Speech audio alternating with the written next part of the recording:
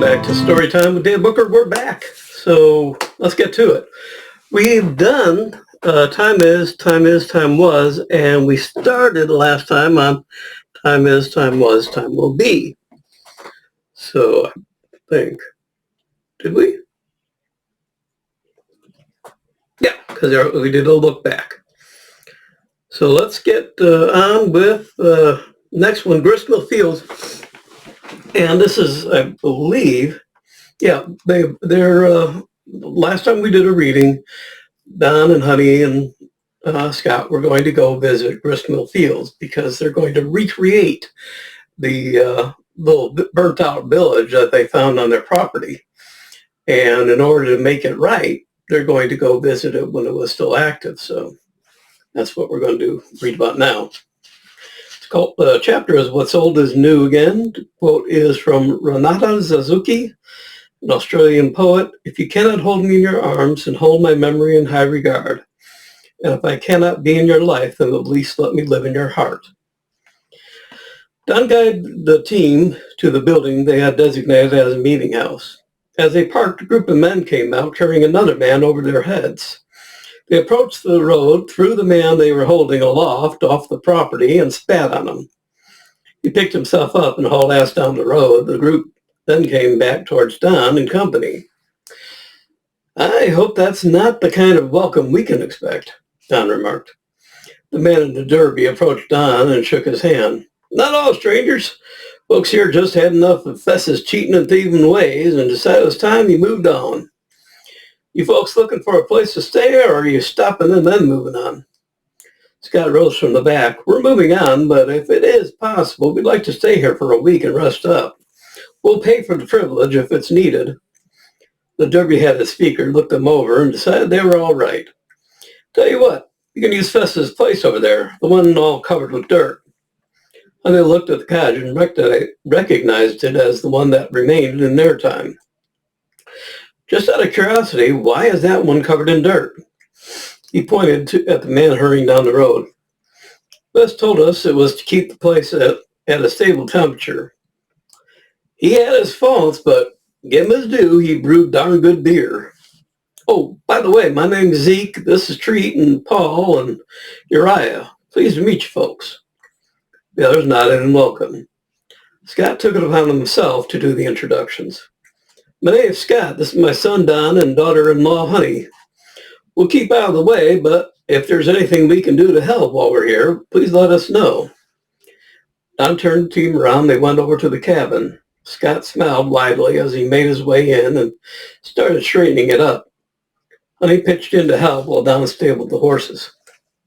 Excuse me.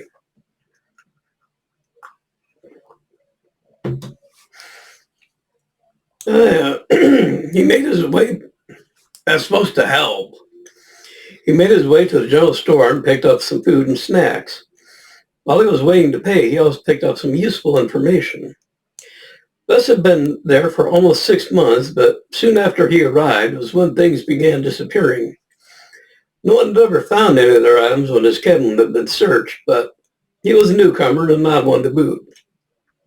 He was a bit of a hermit and spent most of his time brewing and experimenting on different tastes in his beer. Most of the beer he sold in the general store, and some he kept for his own consumption. But once a week, he'd take some barrels down to the next town and come back with some secret supplies he put in his beer. Other than that, he kept to himself. Except once in a while, he'd come out and play poker with or faro with anybody who'd play. He usually won big after losing for a while, and that was what tipped the scales against him. He was finally caught cheating, and the drumhead courtroom was set up. He was found guilty and kicked out. Zeke came along later and knocked at the door. Oh, I forgot to tell you, we're a share group.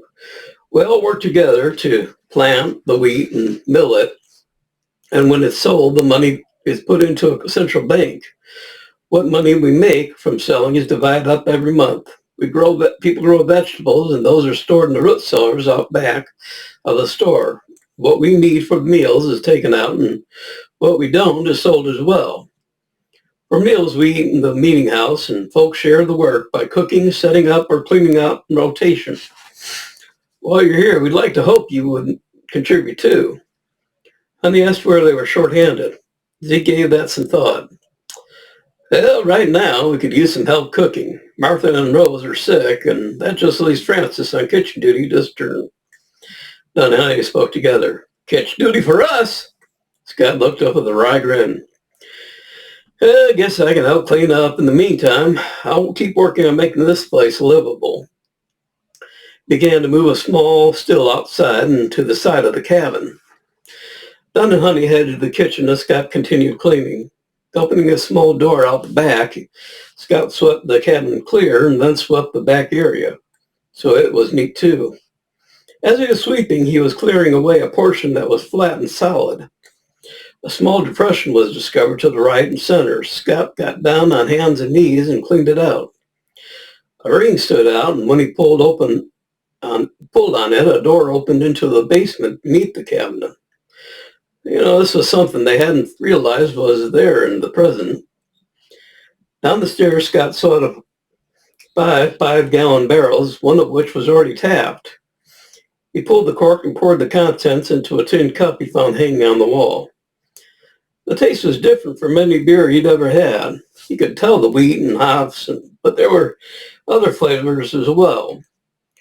Sassafras, wintergreen, and toasted barley. On the shelf, he saw a stack of wood that smelled of sassafras.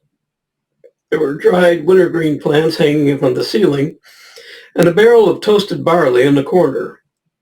Separate from the others were a couple of 5-gallon barrels all set aside for shipping.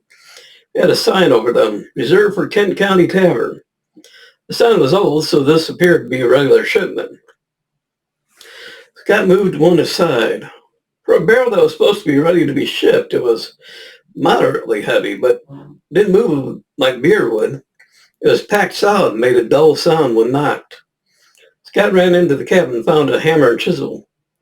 Prizing open the cask, he discovered items not connected with the beer trade. He loaded the barrels onto a pushcart and brought them to the meeting hall. A large group gathered in curiosity when he carried the barrels inside.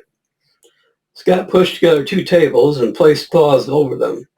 He opened the barrels and poured the contents onto the table. Out of the barrels came wads of cloth wrapped around valuables. To say there was excitement in the hall would be a gross understatement. People came running in as news spread that most of their missing items had been found. Scott stood back against the wall and watched pleasure as people came in and reclaimed their possessions.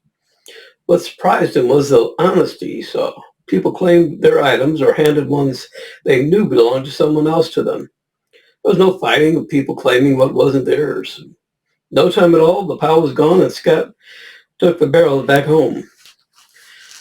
Zeke accompanied him, and Scott showed him where the items had been. Never would have occurred to us to check the contents of these barrels. You folks could have found them and kept your mouth shut, with no one the wiser.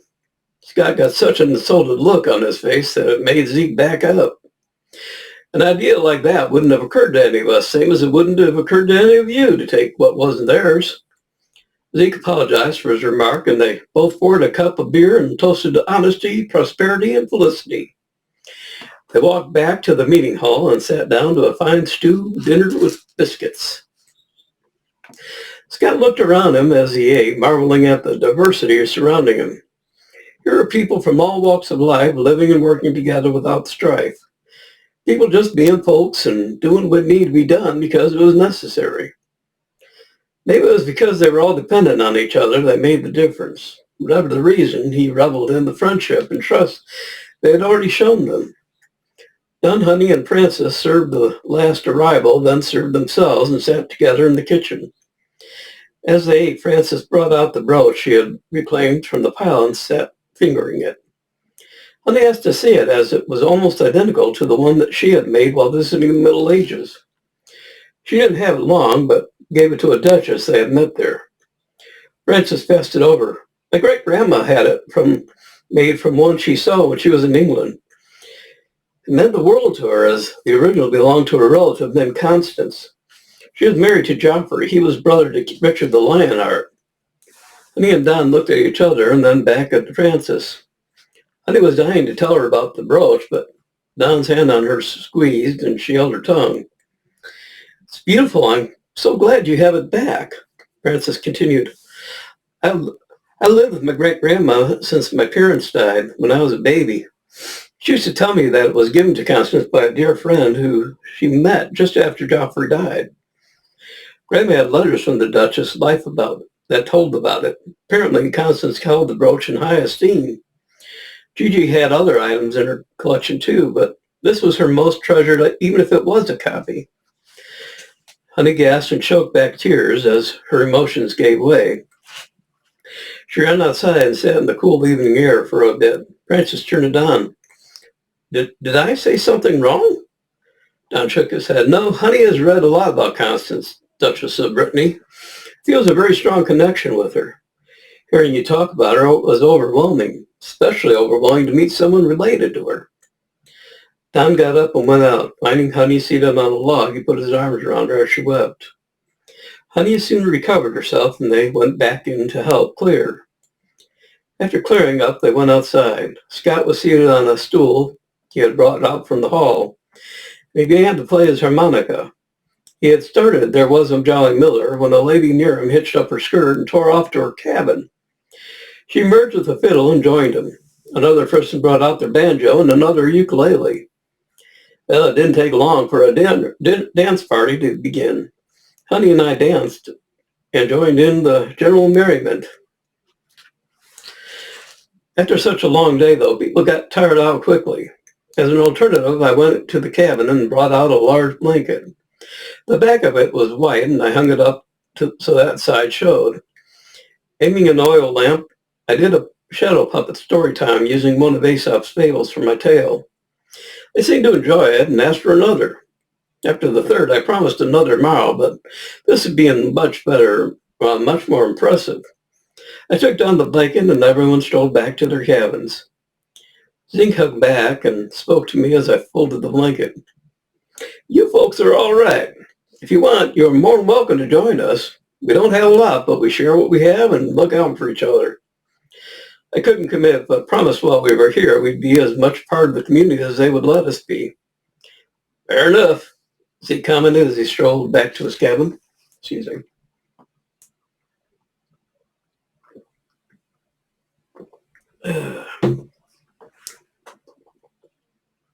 Oh, where did I put this one? Okay. Back at our cabin, I took off my vest and went out for an evening stroll. I used the opportunity to take some pictures as most of the cabins had lamps hanging outside. I was riding around the mill when one of the villagers down there made me soil my trousers. He had popped up, seeming to come out of the ground, and was pointing a gun at me. What you doing here? He said, still leveling his gun at me. I was just taking a stroll, getting some air. But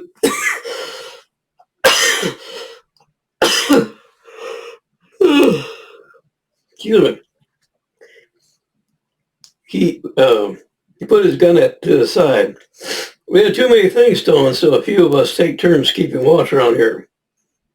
I suggest if you want to take an evening stroll, you take a torch and do so on the road. I thanked him for his suggestion and went back to the cabin. Seems we're welcome here, but it isn't a good idea to do a lot of wandering around unless you have business there. Scott looked up from his sewing. Honey was teaching him how to darn his socks. Guess we'll get what we need during the day. Let's not rile these people up. Scott went to the trunk and brought out a blanket. You kids sleep in here. I'm going into the cellar where it's cooler. He went out the back door and down the stairs, putting a rock under the door to keep it open. We opened the windows and slept between two blankets. Tomorrow I will wash the sheets and change the bedding. As Honey softly snored beside me, I looked around the cabin. It didn't look that much different than when we found it. I hoped we'd be invited into other cabins so we could get an idea for our own reconstruction.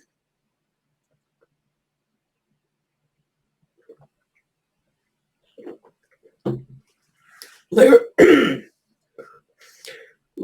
I swear it's not whiskey or anything. It's just root beer. Oh, man. You think I was drinking something good?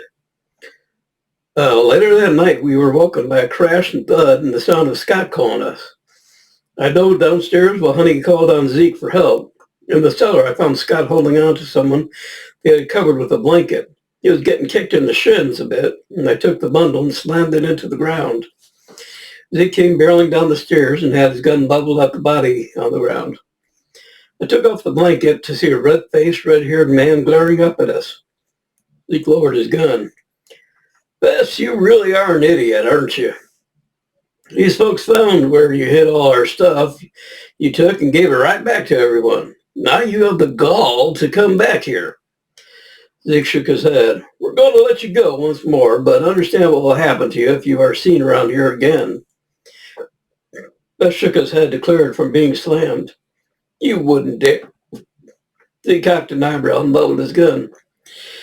Son, a man that don't learn a lesson the first time may just be ignorant.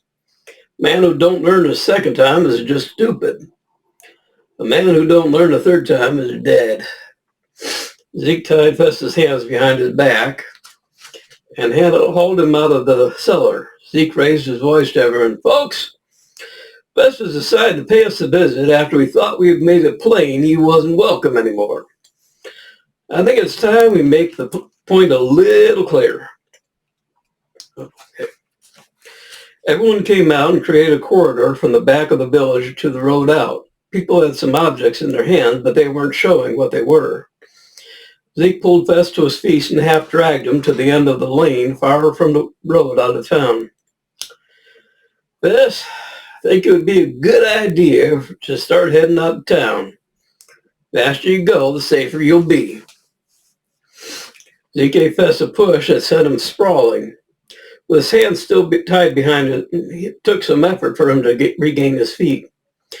He broke into an unsteady run, but fell several more times. As he made his way to the road, he was pelted with sticks, rotten apples, mud, and old potatoes and tomatoes.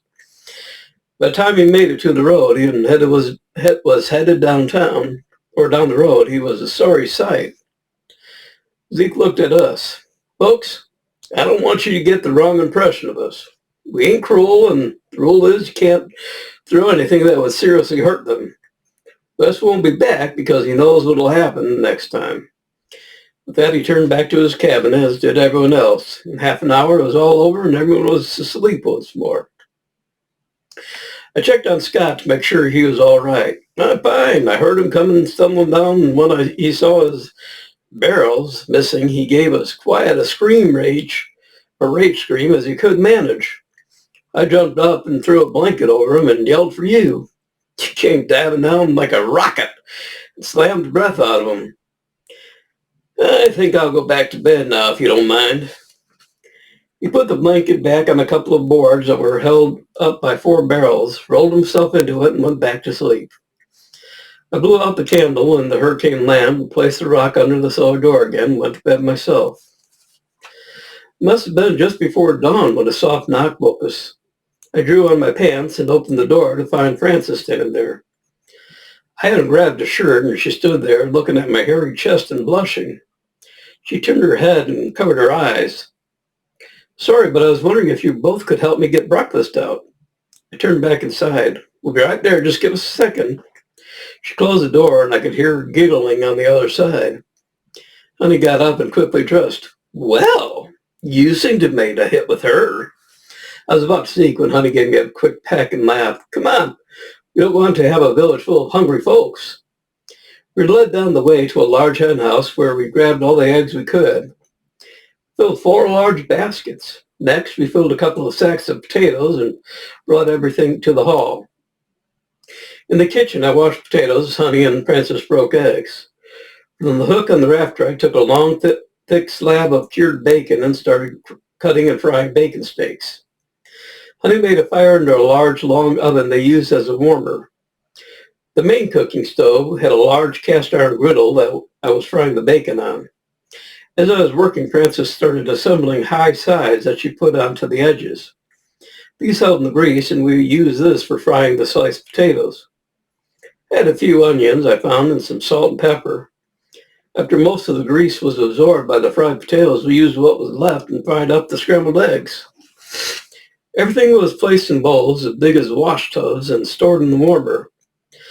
Scott followed in and helped set up the tables, and not long after, everyone started wandering in. Once more, after everyone was served, Francis, Honey, and I sat down to our meal. We have to wait a bit after everyone is done. Zeke lists out what needs to be done, and everyone volunteers on the different projects. Francis informed them between bites. About midway through, Zeke stood up and started going over the list of chores for the day. Scott decided to take on the milking. Honey wanted to work in the field, cutting and binding the wheat. Don went to the store to load flour for sale in town and stock up the store with what they had ordered for this week, the week before. Most everyone else either was working in the field or taking care of the livestock.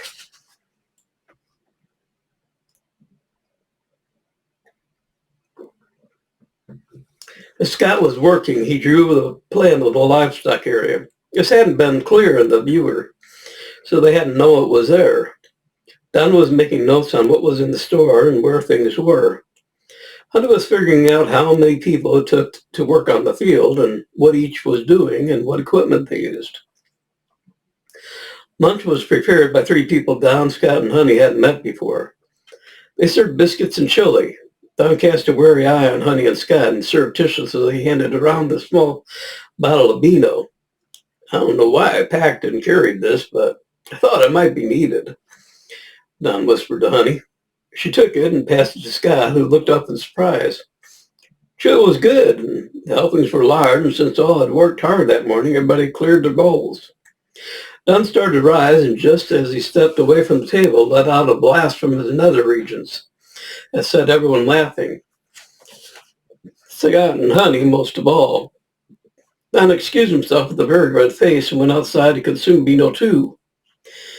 He made his way to the general store to finish up. Finished stocking, he found a stock of thick paper and bought up quite a bit of it. He left work and went to the cabin to work on the shadow play for later that night. First, he made a frame of sticks and rope that he could slide the paper into. Then he cut out a series of scenes that could be projected onto the blanket. He went back outside and gathered some sticks to hold his shadow puppets, with some requiring 2 sticks if they needed to move. Then he came in and helped him cut out the characters and the rest of the scenes. Don looked over the edge of the cutout. Would you mind reading the stories while I act them out? And he came over and kissed his head. No problem, sir, toots a lot. Don made a grab for her, but she swiveled out of reach and went crashing to the floor just as Scott came in. I'll wait outside if you two are busy. Don heaved himself up. Man, we're through. Scott came over and inspected the cutouts strewn about. Zeke asked me if you were serious about putting on a show tonight. Guess you were. Dinner won't be ready for a while, and I got a kitchen to do with some others. So you two keep working. I'll let Zeke know you're going to do it. Don and Honey packed everything up and carted to the clearing. Going into dinner, they were besieged on all sides about the show they would put on. Neither would answer, it being a surprise. Dinner was smoked sausages, potatoes, and cooked dandelion greens. Everyone ate quickly in order to clean up and see the show. Don went back to the cabin and snuck home to their library. He found what he was looking for right away, an early 1800 book of short stories. He put a bookmark where the story of Rip Van Winkle was and walked back into the cabin. He went to the clearing and started setting things up. Everyone grabbed stools from the meeting house and formed a theater surrounding the blanket. Don set up his frame and loaded the first scene. Honey took the book and opened it to where the bookmark was and began to read. As she read, Don held the puppets so they would be the correct height for the framing and acted out the story. The funny thing was that the effect had on his audience. They listened and watched with rapt attention. No matter how old or young they were, everyone was enjoying the show. At the end, Don did another story using hand shadows, which Honey joined in on. They performed The Rabbit and the Hare. When it was over, Zeke asked if they could keep the setup. They wanted to try their hands at making their own shows. Don gave them everything, but said the blanket had to come back with him. That night, Don and Honey took a torch and walked on the road for a while. They had walked about a mile and were thinking about turning back when they heard a small sound of whining in the grass. Don and Honey held the torch. Had Honey hold the torch while he crawled on hands and knees, looking for what was making the sound. He finally came upon a fox terrier female with a very small pup. The pup was curled up as if asleep, but when Don placed his finger on her chest, he felt nothing. Mom's gone, I'm afraid, but the pup looks all right. The mom must have just recently died. Don searched a little further around, but couldn't see any more. Honey wrapped the dog in her shawl and held it close to her heart. As they walked back home, Honey kept glancing at Don. I know what you're thinking, Honey. That night, Scott slept in the cellar again. Honey slept in the bed. The puppy slept with Honey, and Don slept in a chair. In the morning, Honey made a sling out of her shawl and carried the pup in it while she performed her tasks. Today, Honey worked the animals, milking and mucking out, while Don worked in the mill and Scott worked in the store. The day swept past with a break for a cornmeal mush and bacon for lunch. Towards the end of the day, everyone broke off early due to it being Sunday.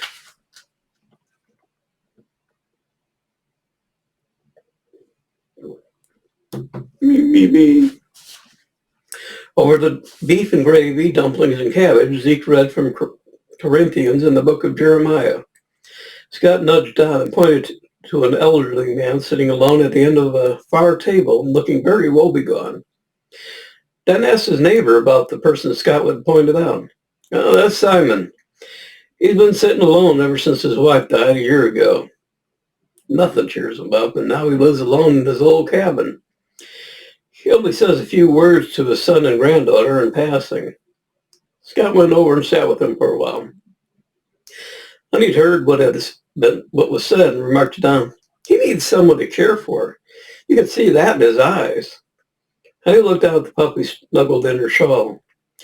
With a determined gleam in her eye, she walked swiftly over to where Scott and Simon were sitting. Don watched as Honey asked if Simon would accept the puppy and look after it for her. She said she didn't have time with all the chores and things she had to look at she had to do to look after it properly. And when they moved on, the puppy that small might get lost or hurt. Simon picked the puppy up out of the shawl and looked it over. The puppy chose that moment to wake up and began to lick the gravy off Simon's beard. Simon laughed as the puppy started licking his face. At the sound of Simon's laughter, all eyes turned in surprise at what was happening in their midst. Simon fed the puppy on the remnants of his plate and grinned and laughed. Honey came back and sat beside Don. Well, that takes care of that, she said with a grin. Don was studying Simon, and a thought suddenly came to him. Leaning over, he whispered in Honey's ear, I can't be sure, but I bet that dog and man are the ones we saw after the explosion. Honey grinned and hugged Don, bouncing a little in her seat. We did our good deed for today. We earned some brownie points in heaven. She hugged Don again, and then when he returned, hugged Scott. This has been a good day, she remarked happily. It had been a short day, but an active one. Everyone went back to their cabins, and Scott sat outside, leaning back in a chair and playing his harmonica. I recognized the song. It was Those Endearing Young Charms. Seemed that most of the folks seemed to know it too. Heard a voice call out for Scott to start again. He did, and whoever called out scraped it out on their fiddle. Someone started singing, and others joined in. I could see them silhouetted in doorways, some singling, and at others, the whole family. Scott decided to change tack and switch to Rock of Ages, it being Sunday. Once again, everyone joined in, either with an instrument or singing. They may not have been a trained choir, but the air was filled with the sweet sound of the instruments and the thrilling harmonies of many voices. As the last strains and stanzas were played, those playing the instruments faded away one by one, leaving Scott alone again to play the final notes. Scott said goodnight to all, and they returned his salutation. As doors closed, the lights faded, and the stars came out in profusion. Honey, Don, and Scott sat outside looking at the stars and counting the shooting stars they could see. The air started to get chilly, so they went inside. Scott asked Don if they hadn't taken enough pictures. They locked the cabin doors and went to the lab to check on what they had. Together, they analyzed each picture and placed it on the map with side pictures of what was inside if they had it. Don had plenty of the general store and mill. Scott had animals in the meeting hall. Honey had the field, including equipment, as well as the inside of some of the cabins she had visited. Enough that they were completed as far as their mission was concerned. Scott looked up from the screen. Time to go? Scott looked at Don looked at Honey, and Honey looked at the screen. All slowly acknowledged, agreeing that the mission was accomplished. It was time to go. They went back and slept in the cabin one last time. They wanted to help with breakfast, and then they would pack up and head out that morning. Scott slept in the cellar, as was his habit now, and was soon fast asleep. Don and Honey lay there and discussed the trip until it was time to get up and get breakfast going. Don went over to the kitchen to get baskets and ran off to gather eggs. Honey got the bag and loaded it with potatoes. She had the bag overfilled and called to Scott to help her. Together they were bringing it to the kitchen when Francis sleepily ran up to them. Sorry I'm late. I was awake all night thinking about the music. I really hope you folks keep this going. Scott and Honey put down the bag. Francis, we're leaving this morning. Tears started in Frances's eyes, and she hugged Honey tightly. Oh, I don't want you to go. Can't you settle here? Honey shook her head. We have work to do, and we just have to go. Once we're settled, we might be able to come back for a visit, though. Scott dug into his pocket and brought out the harmonica. Francis, this isn't that hard to figure out how to play, so maybe you can keep the music going. Seems anytime someone starts it, others join in, so you shouldn't have any problem. Francis took the harmonica almost reverentially and hugged Scott and Honey again. She picked up a quarter of the potato bag and helped them into the kitchen. Don was already frying bacon and almost burned himself when Francis gave him a hug from behind. He looked at Honey with curiosity. I told her we're leaving and she just wanted to say goodbye. Honey explained. Martha and Rose were better now, and they were supposed to take over in the kitchen when they saw Honey and Don and Francis hard at work. They switched to setting the tables. They'd be back in the kitchen They'd be back on kitchen duty for lunch. Zeke joined Don, Honey, and Scott for breakfast. You know, you folks really have settled in nicely here. I'm hoping you plan on staying. The community will even help build a larger place for you all. Don shook his head. Sorry, but it's time we are moving on. We appreciate your hospitality and enjoyed working with you. Zeke seemed saddened by the news. You folks didn't get much of a rest working alongside us as you did.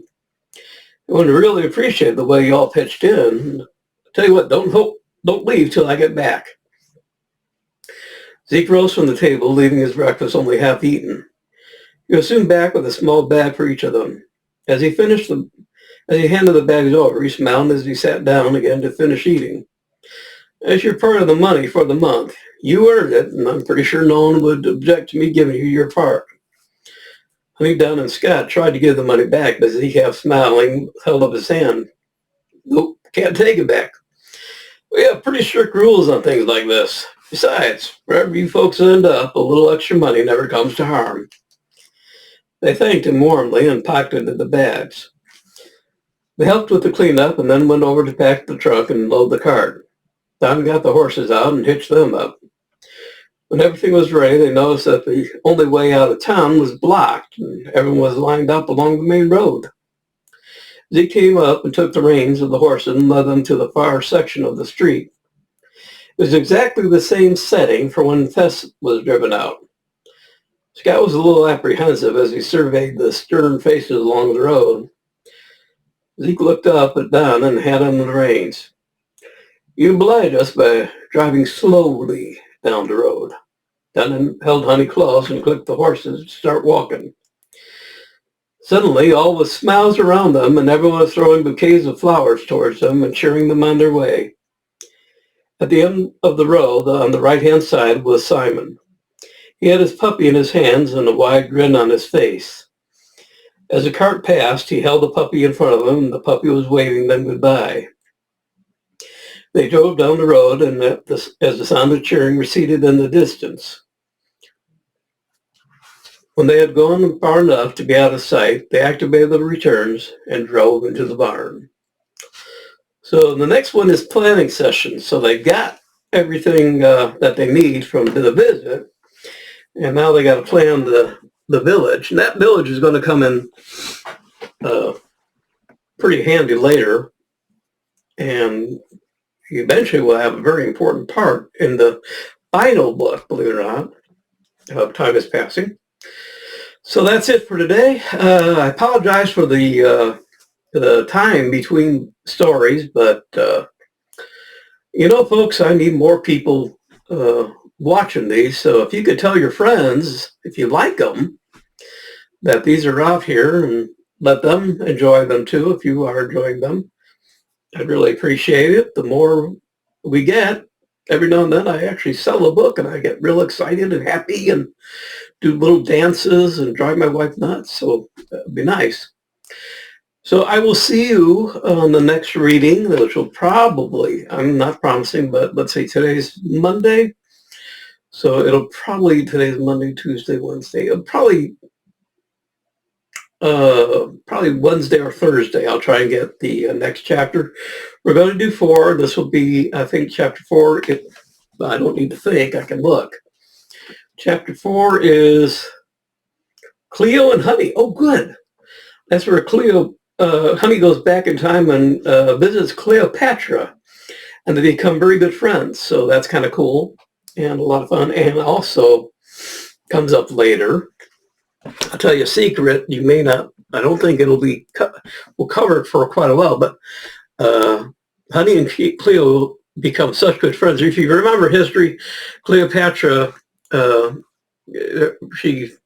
army is beaten by Caesarion or Octavius, and she goes to commit suicide. Well, she didn't. That's why they can't find her.